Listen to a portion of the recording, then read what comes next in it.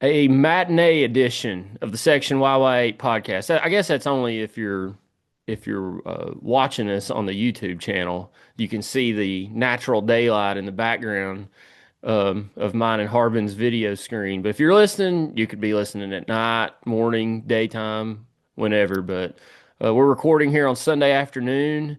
Weather has thrown schedules off this weekend here in East Tennessee, so a little more early recording time for us here, but glad to be back with Harb. We missed Harb last week.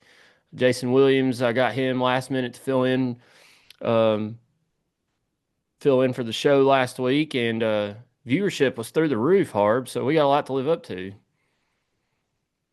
Well, sounds like I'm the problem. Yeah, no, luck of the draw.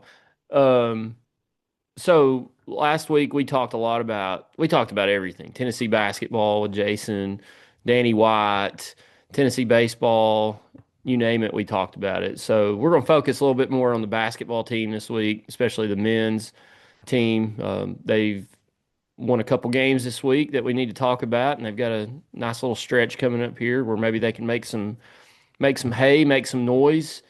So we'll talk about that. We've got a hater. Both of us got haters and losers to announce for the week because we haven't done that in the last couple three episodes we've recorded. But went to the Tennessee Auburn game last night. Hard. That was one of the coldest walks to a game I've ever had to make. Hands were a little numb holding that chocolate milk walking in.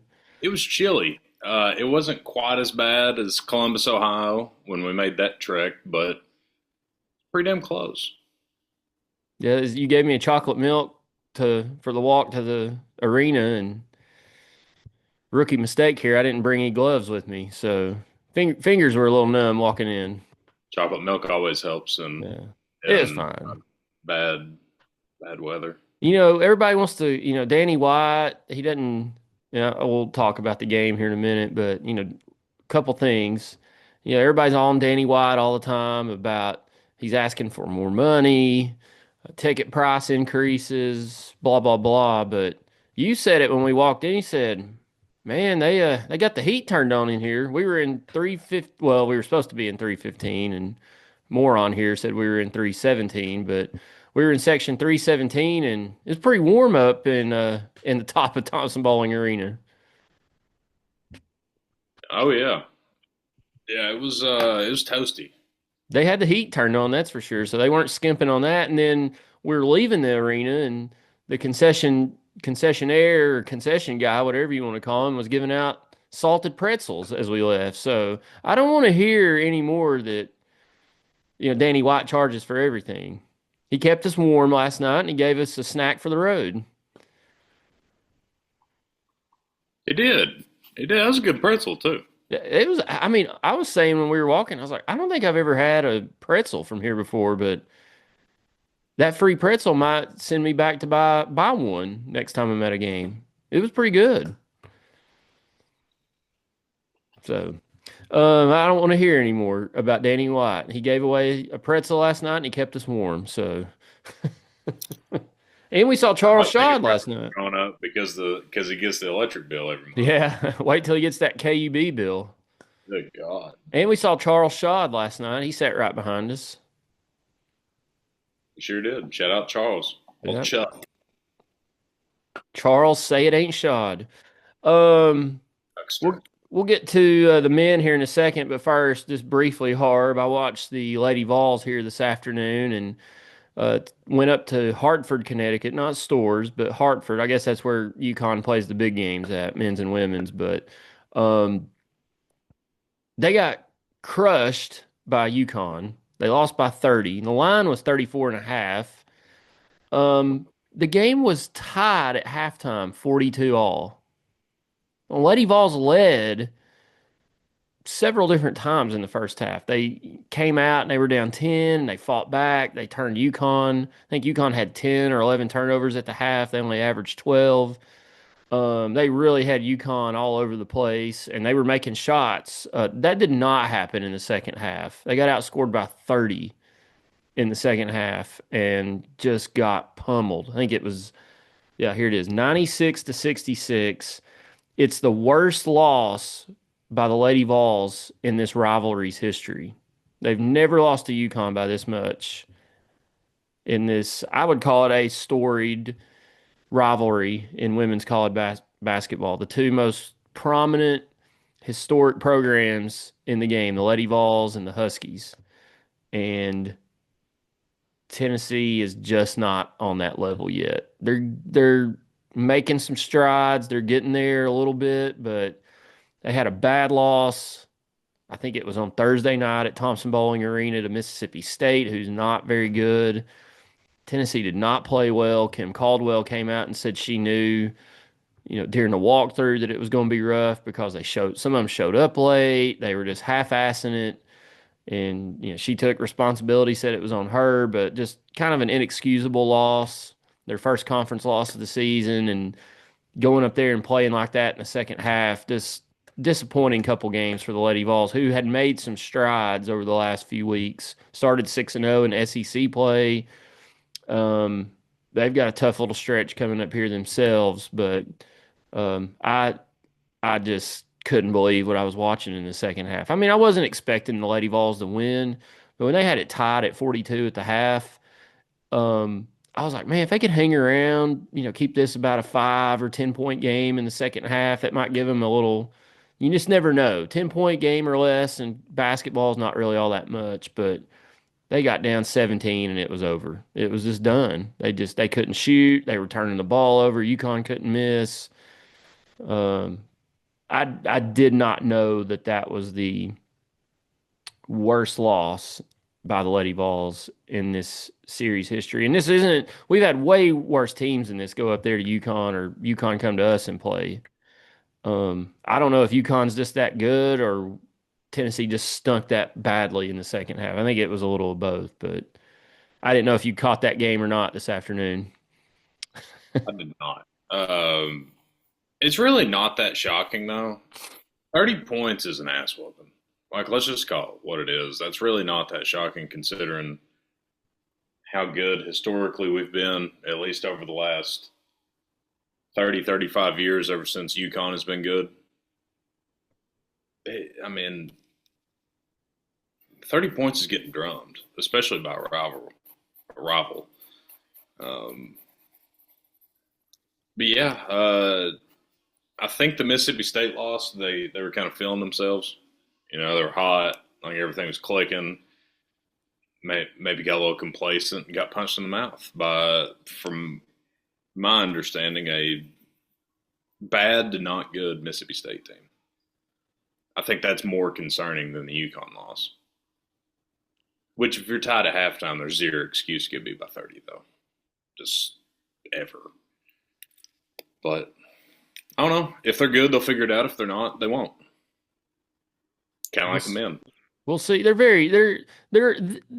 and the men's team are similar. A lot of young talent that's not played a lot together. I talked last night at the arena. I mean, at this time of year, you're almost getting to be not a freshman anymore, but you're going through everything for the first time at this level. And they brought in three pretty highly rated freshmen. Kim Caldwell did. Rick Barnes, something similar. I mean, they at one time last night we looked out there and there was four freshmen on the court and a junior. So I mean, there was no seniors on the court for the men volunteers, but Lady Vols are kind of in that same boat in terms of their roster. They're a younger team, up and coming, but I don't know. We'll see what they got. I mean, they've got opportunities to win some more games. They'll be in the NCAA tournament. It'd be nice if they were one of those top 16 seeds. I don't know if they're in that category quite yet, but time to make that up. We'll see. Um, the men, switching over to them, big win over Auburn last night at Thompson-Boling Arena.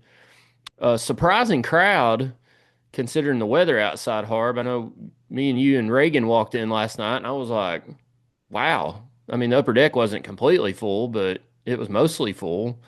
I think you and I talked, there's probably, we guessed, between 18, 19,000 there.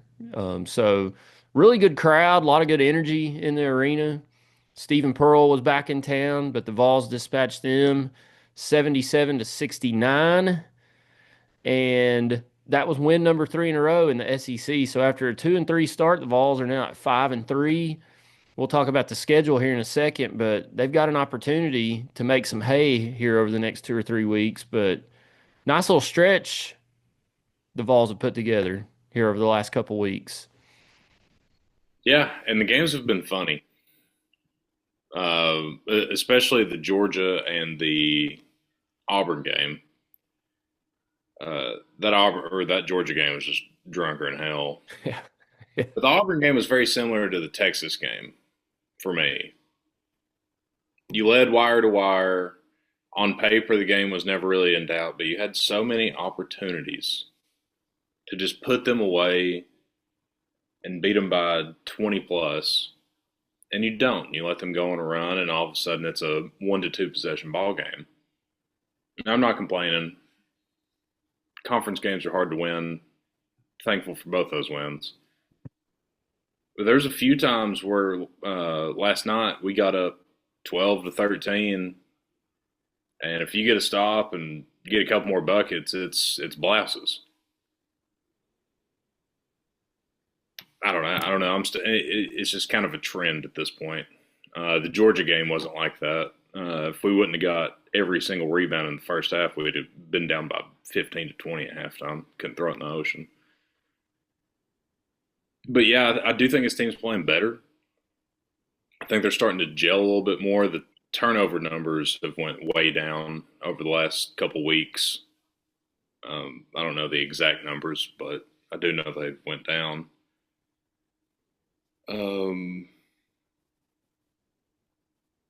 yeah, Ament had a rough night from the floor. Still figured out a way to score what 22? Was Yeah, it he 22? had 22 points, 8 rebounds, and an assist. He was 4 of 16 from the field, but 12 of 15 at the free throw line. That's what you want to see out of a five-star freshman. If the shots aren't falling, figure it out. Just figure out a way to get it done, and he did. So thought he played really well. Dwayne Brown had a very very good evening. I think he had like 10 points, 7 rebounds, and 4 assists, something like that. Uh, Yes. he did very well in Akpar's absence. Carey was probably the star of the show, the belle of the ball.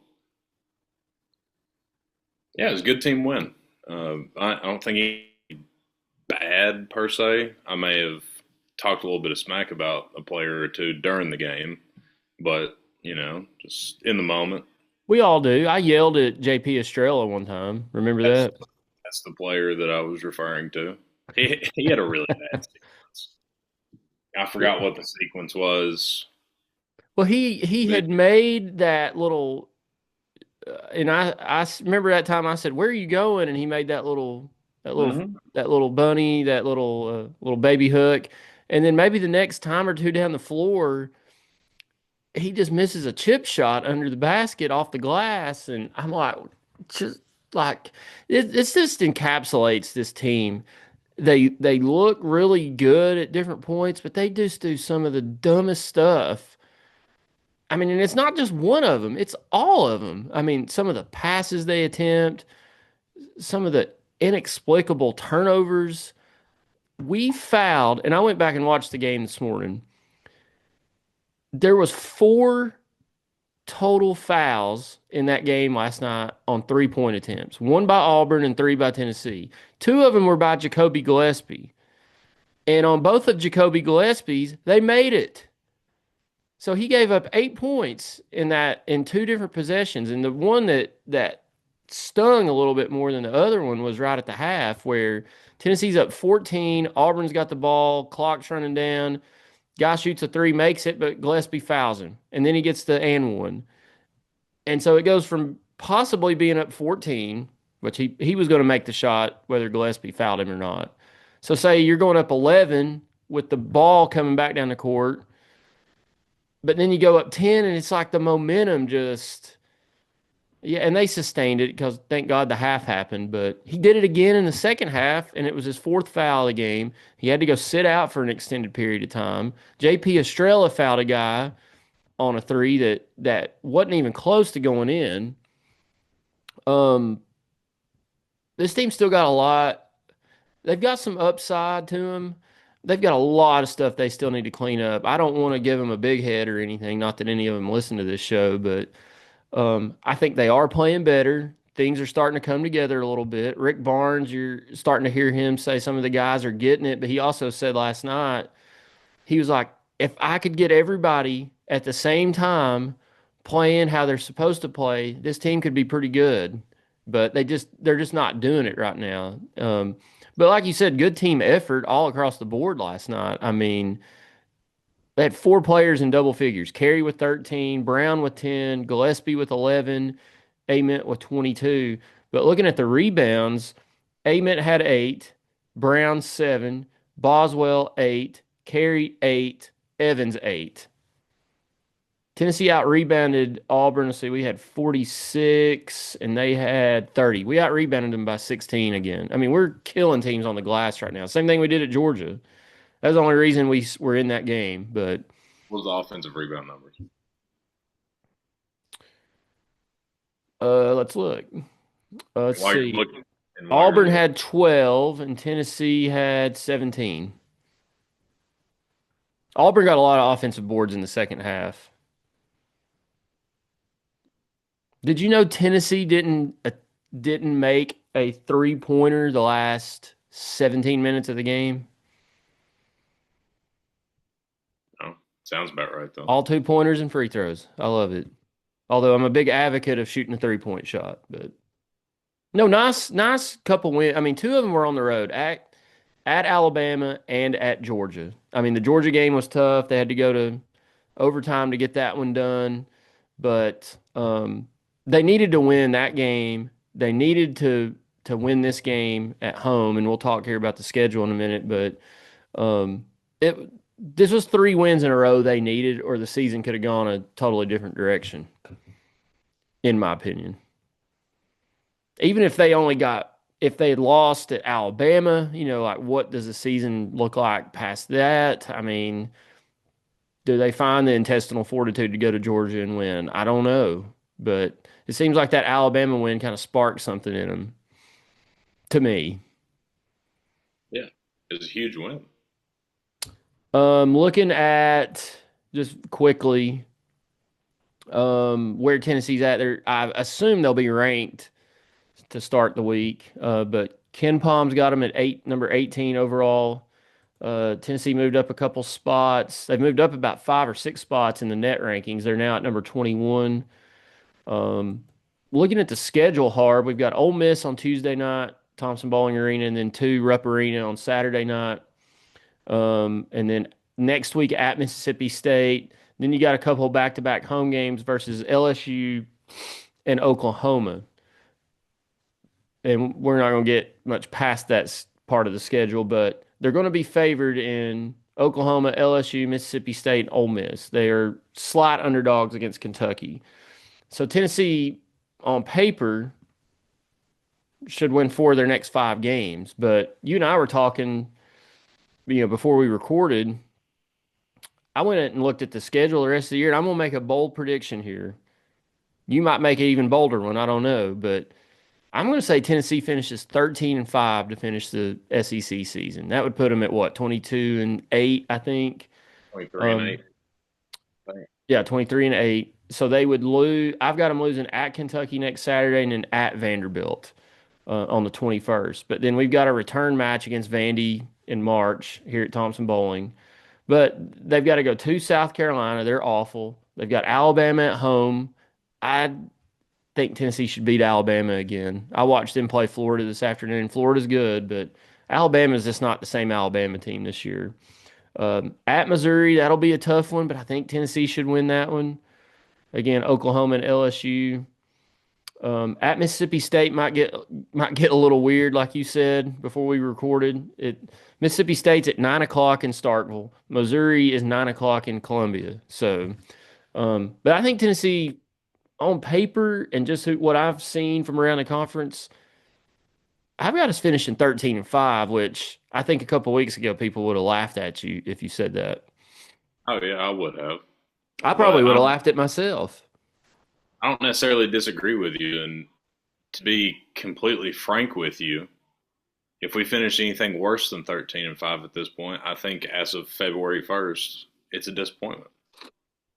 I really do. I think this is some of the best ball we've been playing consistently this year.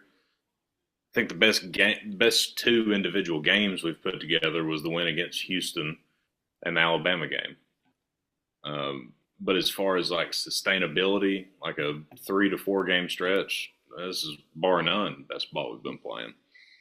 Um, but yeah, I think I think we might drop one at Missouri just because it doesn't make a whole lot of sense, and they're not bad. I don't know if I'd put them in the good category, but they're definitely not bad. And ever since Rick Barnes has gotten here, Tennessee and Kentucky split. That's just Manalytics. I know you like analytics. Manalytics on that one. And we've already lost the first one, so easy math says we'll win the next one. But I like us to win all of our home games left, which would be Ole Miss, LSU, Oklahoma, and Alabama. And winning on the road is very hard to do in this conference. This conference is obviously down from last year, but either way, I mean, like I think we personally are down as well, so it's just kind of evened out. Yeah, I think 13-5 is extremely doable. I wouldn't be shocked at 14-4 at this point. I mean, we were 12-6 last year in the SEC. SEC was a little more top heavy last year than it is this year, but still, I mean, we Well, went, last year is the year that we set the record for most teams in the tournament. yeah. And they're So they're I wouldn't call it projecting 10, they're projecting 10 this year. So, going 13-5 this year with 10 teams out of your conference in the tournament, I mean, I think people are sleeping on Tennessee just a little bit, and maybe deservedly so because of how they played there in that stretch. But if they can, like I said, if they can keep playing like they've played the last couple of weeks, they're going to win more games than they lose down the stretch here. well, they should definitely should. Let me preface by saying should. I'm not guaranteeing anything. They should definitely beat Ole Miss. Kentucky's a toss up. Kentucky's going to be favored. I wouldn't be shocked either way. I think we're going to win that one though. You should win at Mississippi State. That game's in the Missouri category for me, but Missouri's obviously better than Mississippi State. LSU's not very good, and that's at home. Should win that one. Oklahoma, same deal. And then senior. Oh, and then at Vanderbilt's gonna be tough. We always struggle there. They got Bama at home. Like, if we continue this level of play, I think 2 losses is the max. But if we fall back into that stretch, I mean, 3 or 4 is very attainable. Yeah, you're It's kind right. of because it's up to them. How do you want to finish the season? I think 13-5 would probably put them around that 4 seed line in the SEC tournament. I would guess at this point. I mean, they're the 6 seed if it ended today, I believe. But I mean, they've got a chance to make up ground. We were talking before we recorded. I was looking at there's a website, I think it's teamrankings.com that does like an aggregate of all the NCAA tournament projections, and all of them put together have Tennessee as a average 5.5 seed. So anywhere between a 5 and a 6. I think Lenardi, I was mentioning, had us as a 6 seed. Others have us as a 5. So, keep winning games. You might move up, creep your way back into that conversation of a top 16 seed, be a 1 through 4, like we have over the past several years. But Yeah, I really like where this team's headed right now. They still got a lot of things to clean up and correct, but I like what I'm seeing though. I mean, as we head into February, we're into February now, so it's time to start figuring it out, and I think that's starting to happen.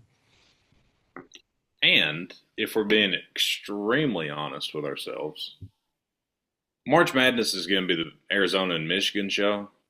So does it really matter? Not till you play him. I mean, it does till you play him. Not well, I know. I'm mostly joking on that, but Oh, I know what you're saying though. those are far and beyond the two best teams in Yeah. college basketball, and I probably just put the black cat on somebody.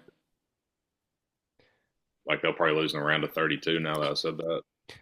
Yeah, we were talking last night, Harb, there at the Over. arena, but looking at our schedule here, a team we lost to earlier in the season, Kansas is playing really well right now. Just throttled BYU yesterday, who's really good. Illinois, we lost to them earlier in the season.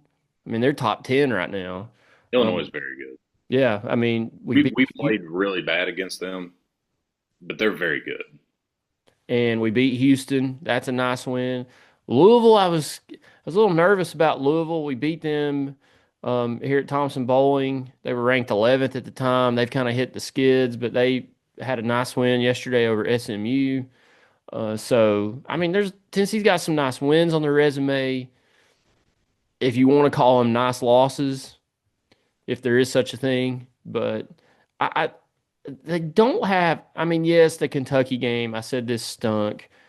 The Florida game, we didn't play well and lost. That stunk. I guess the worst loss we have on our resume right now is Syracuse because they're Oh, not good. I totally forgot about that game. Yeah, that was awful. I That mean, was, that was embarrassing.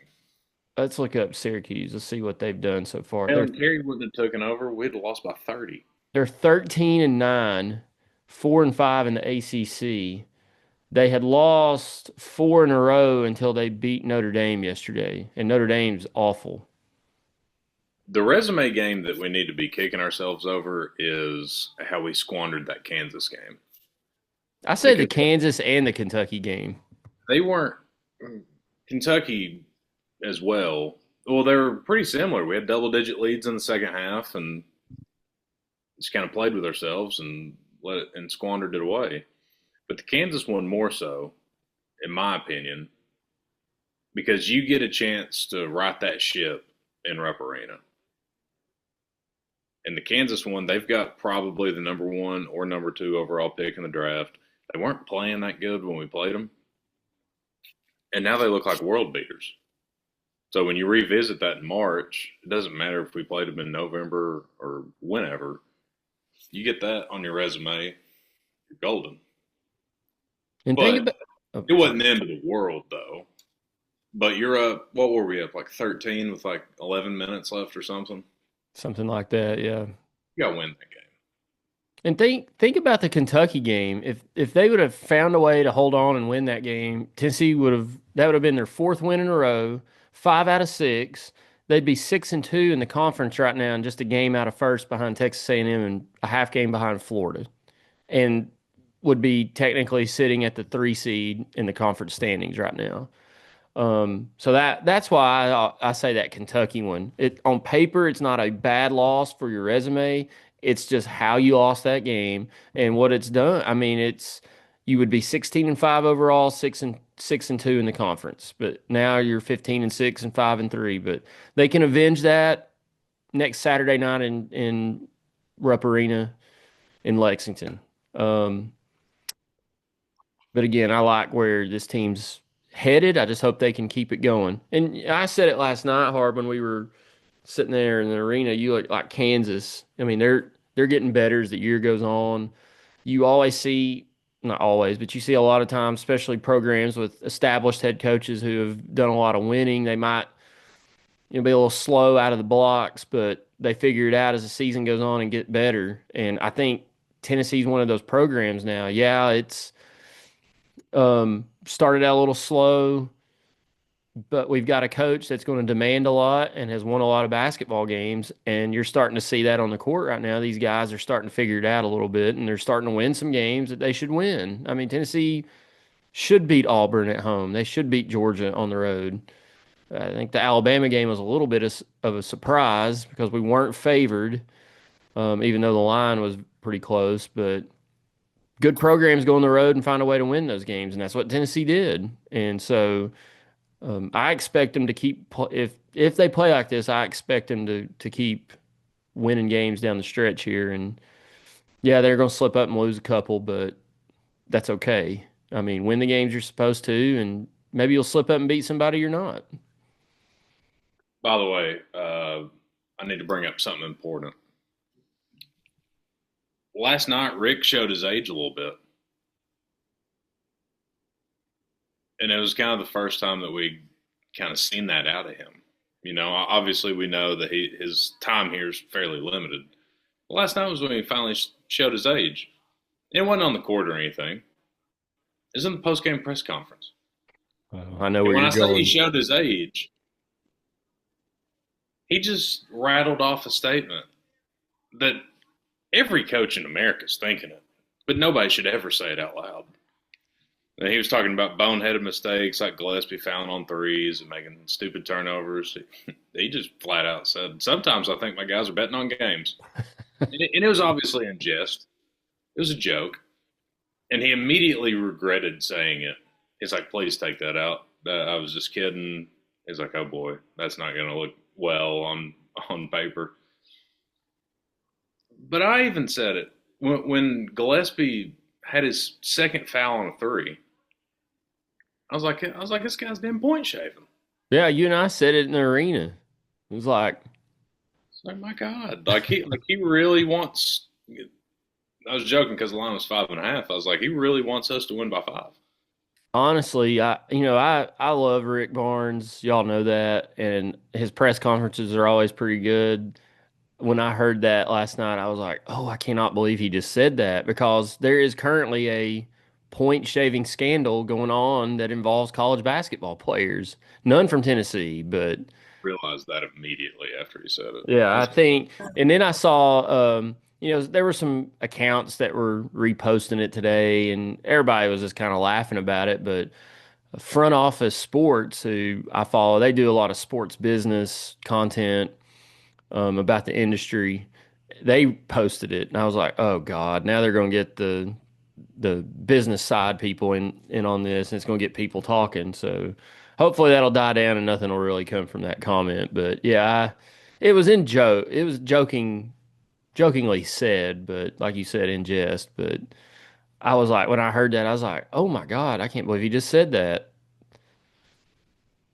I hope they're not. I hope, honestly, hope they're not point shaving. But sometimes you watch a game and you're like, not a Tennessee. I'm not saying Tennessee, but just any game, and you're like, you got to think about that stuff now because it's so prevalent and it's so involved in the game in all sports.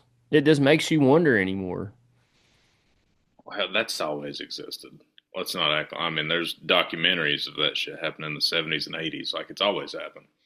But I think there's less of an excuse for it to happen now. I understand sports gambling is bigger than it's ever been.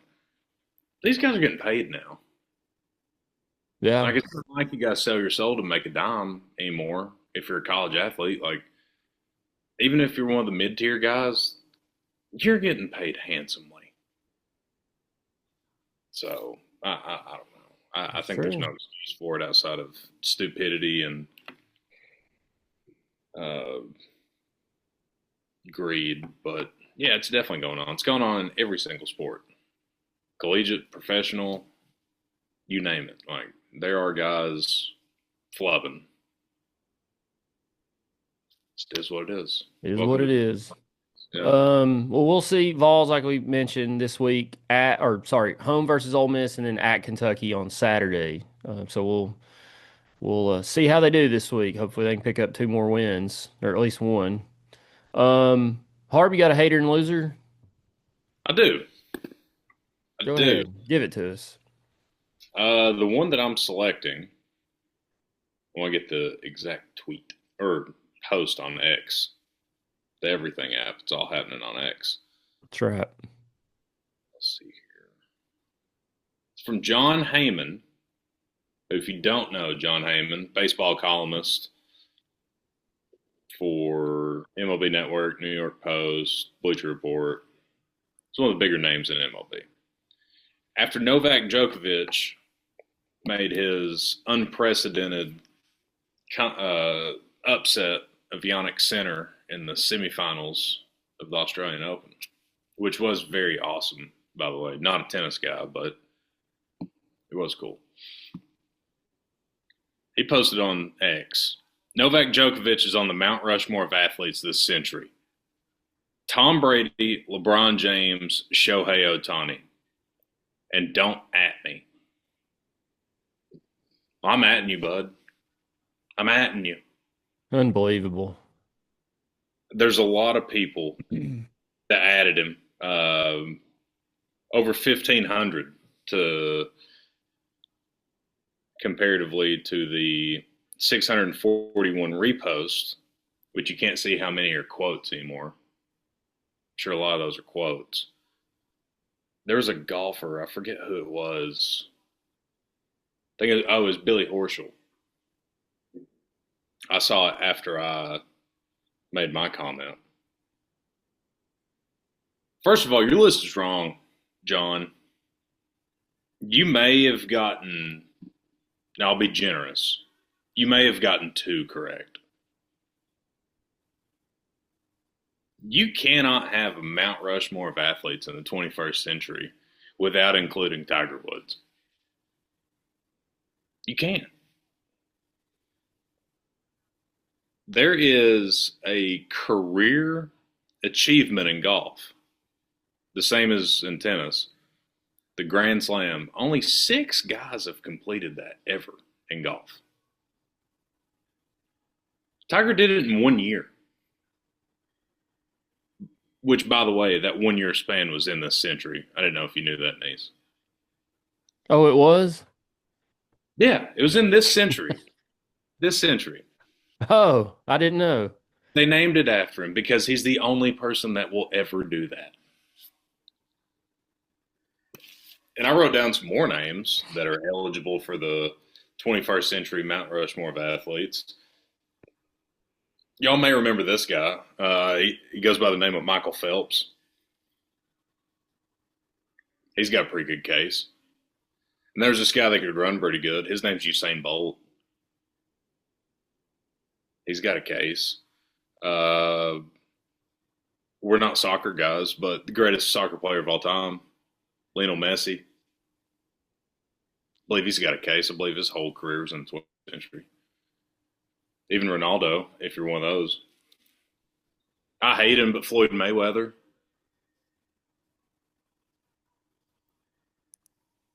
I don't know. You put Shohei Ohtani on there, and I understand. I mean, he is incredible. Probably, like, if it's all said and done, he don't get hurt. Probably will go down as the greatest baseball player of my lifetime. Outside of Barry Bonds, of course. But if he quit today, say he didn't play anymore. Not even close. Exactly. Not even close. Djokovic, you have a case for it. He has a case for being the greatest tennis player of all time. LeBron is the greatest basketball player of this century. I'll give him that. But when you compare him and even Tom Brady,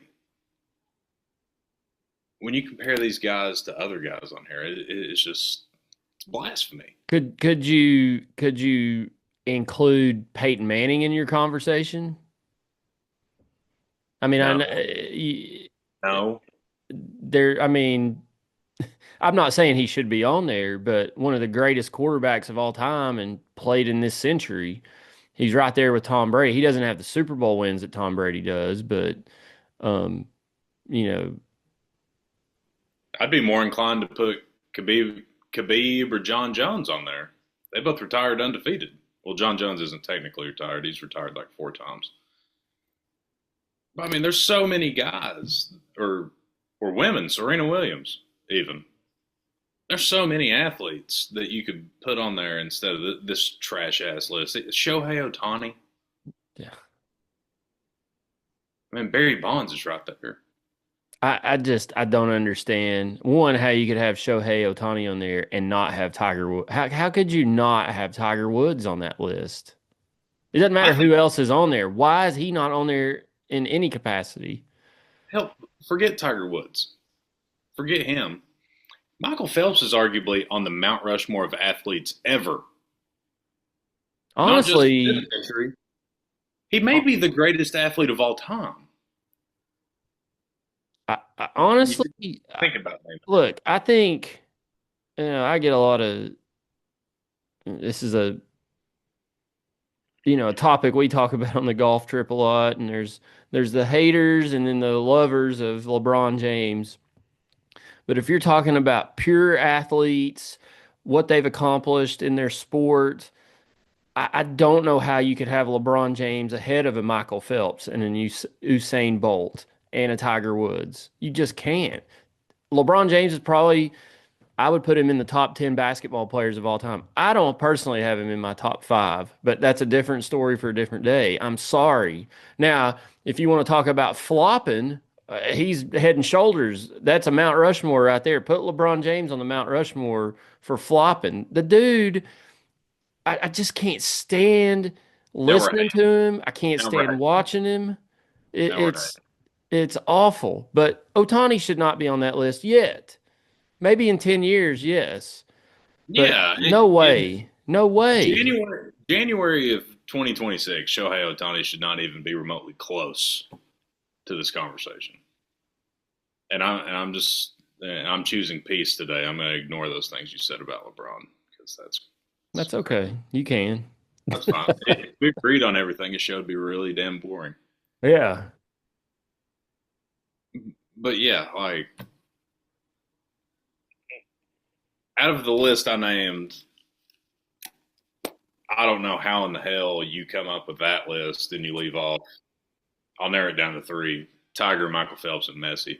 I don't know how you do it. I know we don't necessarily care about soccer, but most of the world does. Everybody does but us, I Yeah, think. it's cool. I love watching the World Cup, but I like John Heyman. You're a moron. That was engagement farming, and he got his wish. People interacted with it. He got his wish. That's just crazy. Remind me after I get done with my hater and loser to tell you about some engagement farming on social media. Don't let me forget about that. But you're Well, right. I mean, I honestly like he can't sit there with a straight face and say that's a legit list. Maybe he does. I don't know. I don't know how you argue it. A lot of it times, Harb too. We've talked about this. You probably talked about it with your inner circle. I've talked about it with mine. Like I have a disdain for baseball writers and people that cover that sport, which I love baseball. I was sitting here on the couch yesterday, like, God, I'm so ready for baseball season. I hate this weather. I love basketball, but I hate this weather. But they are so I don't know how to describe them. They don't put people unanimously on first ballot Hall of Fames. Sometimes they don't elect people at all, and they're all these older, overweight guys who never, mostly probably never played the sport. They're not athletes. They're not athletic minded.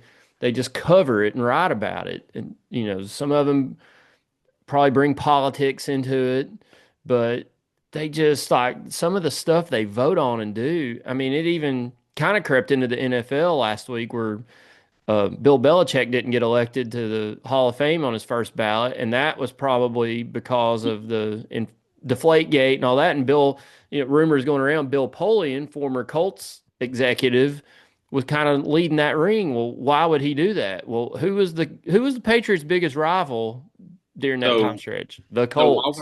while we're on the topic, can I have two? And you already spoiled it, I'll but allow it. Bill Polian slash the Pro Football Hall of Fame. That's the biggest loser move ever, ever. Like that's worse than not letting Barry Bonds in the Baseball Hall of Fame. That's worse than not letting Pete Rose in until he passed away, which was incredibly chicken shit. Bill Belichick is, I'll even go lenient, without a shadow of a doubt, a top three NFL coach of all time. He's probably number one. And just because this sorry ass guy is salty and can't stand him, and he somehow convinced at least 11 people, or if he has a vote, he convinced 10 people to not vote for him. He's second all time in wins, first all time in playoff wins, got the most Super Bowls, and been to the most Super Bowls. And that's not a first ballot Hall of Famer. He has 31 playoff wins. There is an NFL head coach that is in the Pro Football Hall of Fame that has 10 career playoff wins. Who's But you that? don't Who is that? Do you know? actually don't know. It No, was a no, that's blind okay. resume. Well, it no, you're right. And I hate the Patriots, or I hated those Patriots. I'm kind of pulling for Mike Vrabel. Different conversation. Just because I hate somebody doesn't mean that I can't recognize how good they were. Hell, I hated them because they were good. It's like growing up a Celtics fan and hating Kobe Bryant. I hated him because he was so damn good, and it was fun. Like Celtics Lakers wouldn't have been a thing without Kobe Bryant, or in that era. Like that is, and Jimmy Johnson went on a huge rant about it. And he said it was a major black eye. The Pro Football Hall of Fame was tainted now. And he said he would never go back to Canton, which he might just be talking, but it's true. I mean, like that. I don't understand how you can do that. That'd be like whenever Tom Brady's eligible and somehow 11 people don't vote for him and he's not a first ballot Hall of Famer. And if you hate the Patriots, this was the worst thing you could have possibly done. Because the city of Boston, they love it's all, I mean, it's like any other fan base, but it's kind of a lot like Tennessee. Like you create this own narrative that it's like Tennessee versus everybody, or Boston versus everybody. Like everybody hates us, nobody believes in us. Yeah, whatever. And everybody, and a lot of people hate Boston sports fans. They're loud, obnoxious, they win all the time. If you truly hate the New England Patriots, this is the dumbest thing you could have possibly done. Right before the Super Bowl, those fans are going to be 10 times worse now if they win. It, yeah, that should have been my number one over what I said, because that is quite possibly the dumbest and worst thing to ever happen in a Hall of Fame. That was kind of crazy when that came out the other day. I mean, I get it. There's probably people in the football world at that level that probably hold a lot of that against them. You know, the Deflate Gate, the Spy Gate, well, all that other stuff that went on. But was that all Bill Belichick? Probably not. There was probably others in that organization involved. But I mean, are they not going to let Tom Brady in on the first ballot because he was with the Patriots at that time? I mean, by that logic, they have to. Anybody on that team, they shouldn't let in on the first ballot. I don't think there's no way they don't elect Tom Brady on the first ballot of the Hall of Fame. Well, there's already guys that were on that team that are first ballot Hall of Famers. So it's like they're putting everything on Belichick, basically. Right. Like Bill Polian's trying to stick it to him one last time. Don't you just love a good rivalry? God almighty, I love it. See, that's loser mentality in my It opinion. is. It is. But Obviously, I always pulled for the Colts in that era over the Patriots, especially when they had Peyton Manning. That's loser shit, man. Like, you're mad that they won 6 Super Bowls. You had some opportunities to stop a couple of those. took one last stab at him. My hater and loser Harbin this week, and this actually happened a week or two ago, but my hater and losers and I put them in plural because it's an organization, is the Los Angeles Dodgers. Major League Baseball, back-to-back world championships. This offseason, not like they didn't have enough to win another one this next season here in 26, but they added Edwin Diaz, closer from the Mets, probably one of, if not the best closer currently in the game, and now former Cub. And this is not why I'm salty about it, because I didn't really want Kyle Tucker back because he wanted way too much money. But Kyle Tucker, right fielder, signs a massive deal to an already loaded lineup. I've been reading a lot about this Harb. Clay Travis has been outspoken about it. This is probably going to lead to some kind of a lockout after this season. So everybody, if you love baseball and like Major League Baseball, you might want to enjoy this season because there might not be a 2027 season, or there might be an abbreviated 2027 season, because from the sounds of it and what I've read, this isn't the only thing, but this is kind of like pushed everybody over the edge. There's going to be some intense labor negotiations coming up in the next collective bargaining agreement. But the Dodgers spending, I mean, I'm a capitalist, Harb, so I can't totally hate it. I just hate it because it doesn't matter what anybody else does. I mean, you still got to go out and play the game. I understand that. But they've basically assembled an all-star team. The Dodgers have. The Cubs have made some strides this offseason. We mentioned that a couple weeks ago, you and I did, and some other teams have too, but I just don't have the firepower or the depth to, over a 7-game series, especially in a 5-game series, but definitely over a 7-game series, compete with these guys. So that's my hater and loser of the week, is the Los Angeles Dodgers. And again, it was hard for me to do that because, again, I'm a capitalist at heart. If you got the money, you got the means, and you go buy it, that's good on you. I don't want to. I hate socialism. I don't want any of that. But this is not. This is not government. This is sports. Well, let's be honest here. There's 29 fan bases that are jealous of the Dodgers. Let's just call it like it is. We're all jealous of them. And the teams with money, their fan base want them to spend that money. And they've figured out a loophole to do this. However, MLB is 1,000% going to implement a salary cap. Because the luxury tax isn't working. No, there's going to be a salary cap, which, in my opinion, honestly, is long overdue anyway. They're the only professional sports league to not have one, or at least in America. And they're probably going to introduce a salary minimum, especially for teams like the A's, the Rays, stuff like that, where one player on the Dodgers is getting more money on paper than their entire roster, their 25-man roster. So there's going to be a lot of changes. In my opinion, it's probably long overdue. So, Harb, let's see, this is the going into the 2026 season. The tax threshold is $244 million. The Dodgers tax payroll this coming season is almost $412 million. The Mets are right behind them, but they're at 385. I was looking for your Red Sox are at 275. Let me get this ad off the screen. The Cubs are at 257.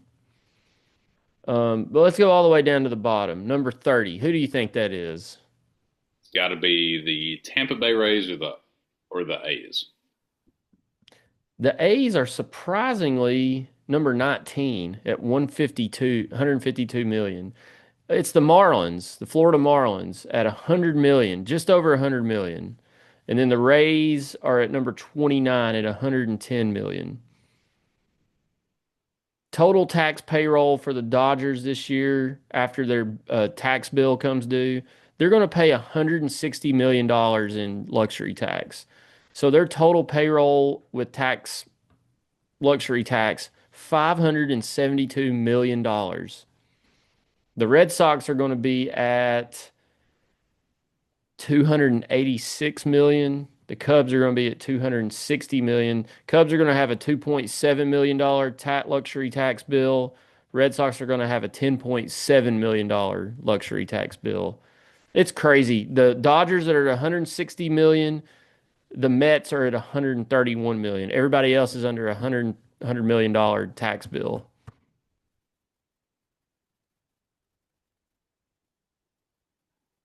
It's crazy.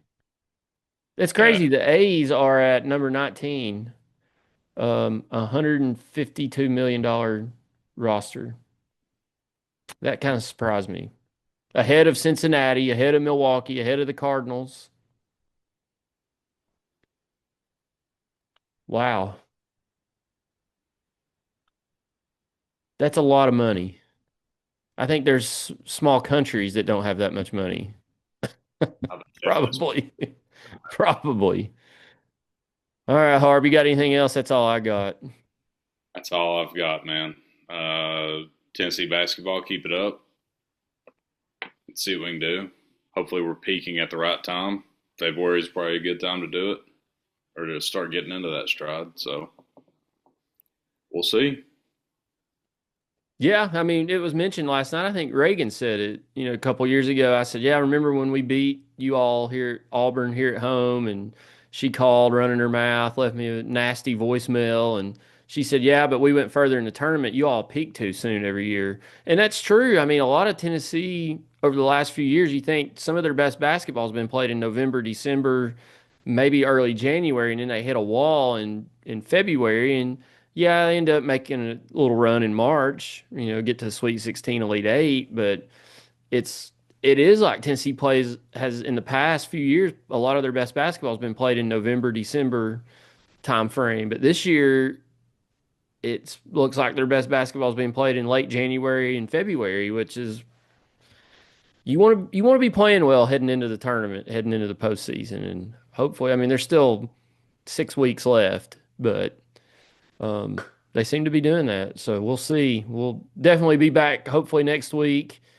Try to get back on more of a normal schedule here during basketball season. We'll recap Ole Miss and Kentucky, whatever the Lady Vols do this week. Um, Real quick before I go, Harb, did you see the leaked photos that we were given access to of the renovations of Thompson-Boling Arena that were posted? I did. That's where our money's going. That's where that ticket We can increase turn is going. Thompson-Boling into a convection oven. That's what it looked like. It looked like State Farm Stadium that the Arizona Cardinals play in. But yeah, that's coming soon, according to my sources. My sources are never wrong, right? No, never. Well, appreciate everybody listening. If you don't know what we're talking about, check out our social media. We posted that on there about Thompson Bowling. I'll leave it up to the listener viewer to figure out if it's legit or not. But appreciate everybody listening. Like I said, I said it on last week's show. Numbers are way up over the past few weeks, so appreciate everybody tuning in to us. Whether you listen for a minute or the whole show, appreciate you listening. Got some new subscribers to the YouTube channel over the past couple weeks. So if you're new here, welcome. And thanks for tuning in. Be sure to hit that like and subscribe button. If you listen to us on audio, remember you can find us on Spotify, Apple, anywhere you get your podcasts. So, Harb, that's all I've got. Adios. Stay warm. Stay safe. Stay safe. They're alone.